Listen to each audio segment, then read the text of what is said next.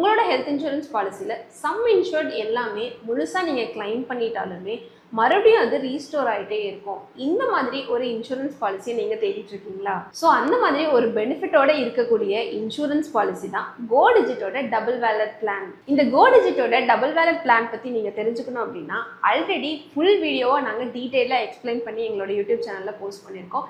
யாராவது அந்த வீடியோ பார்க்கணும்னு நினச்சிங்கன்னா கீழே டிஸ்கிரிப்ஷனில் லிங்க் இருக்குது, நீங்கள் போய் அந்த வீடியோ பார்த்துக்கலாம். அந்த ஃபுல் வீடியோவில் கோ டிஜிட்டோட டபுள் வேலட் பிளான் பற்றின எல்லா டீட்டெயில்ஸுமே நான் கொடுத்துருக்கேன்.